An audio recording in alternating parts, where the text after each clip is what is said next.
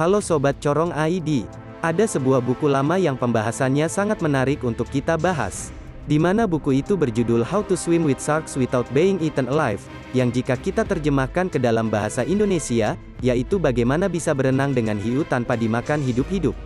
Atau bisa dikatakan buku ini mengajarkan kita tentang perusahaan raksasa atau kapitalis, atau individu kapitalis yang punya nickname sebagai shark.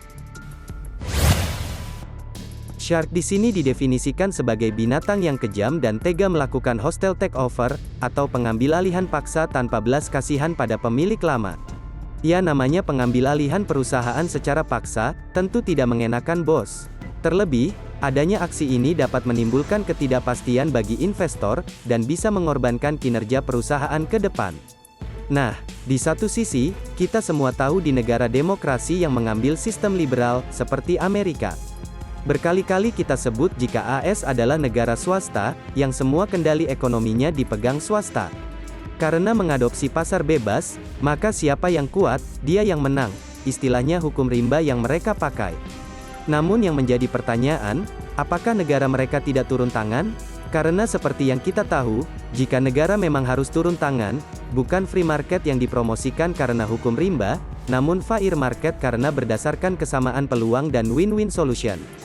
Lalu, kita lanjut ke pasar kapitalis liberal yang bebas. Di mana mereka yang kuat, akan mampu memakan perusahaan kecil dengan harga nol.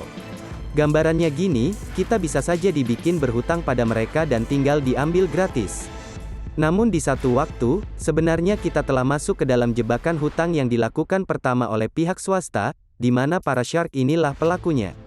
Bahkan, kekejaman kapitalis tadi sampai sekarang masih ada bos, malahan justru tambah buas.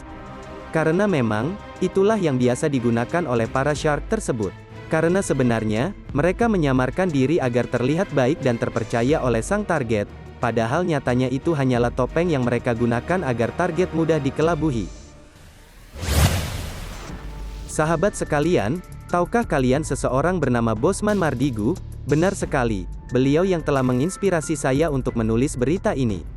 Di mana beliau mengatakan dalam channel YouTube pribadi miliknya, soal sebuah buku yang ia garap yakni buku ketiga trilogi serial geopolitik dan geoekonomi, yang nanti akan berjudul Red Raw Maps.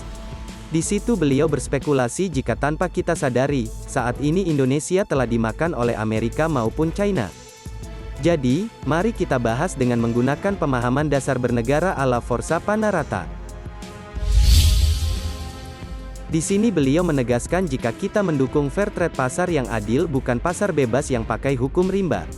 Di mana shark pasti ada, namun memakan yang kecil dan lemah tidak semudah itu, karena dilindungi peraturan atau kebijakan negara. Shark Indonesia akan kita bantu memakan perusahaan di luar Indonesia. Jadi, secara tidak langsung Indonesia akan berubah menjadi negara swasta. Negara hanya regulator, dan negara bukan lagi jadi operator aktif kecuali tiga hal, dalam fiskal moneter, keamanan dan pertahanan. Diperjelas lagi bila Departemen Pertahanan akan diubah menjadi Departemen Perang atau Warfare. Salah satu agenda mereka adalah membantu perusahaan swasta ekspansi ke luar negeri, seperti VOC dibantu militer Belanda. Hanya militer kita nanti bukan hard skill, keterampilannya lebih ke soft skill, mirip seperti China military strategi. Bagaimana tidak, negara lain diinvasi saja, rakyat setempat plus pejabatnya, serasa sedang dibantu, dan diperkaya. Padahal nyatanya harta mereka sedang dikeruk, jadi inilah makna dari soft power strategi itu sendiri. Nah, ingatkan kalian di mana sejarah VOC yang kalau kekayaannya dijumlah sama dengan kekayaan Amazon, Facebook, Google dan Microsoft dijumlahkan saat ini. Tanpa military support system yang dulu hard power, yang kejam.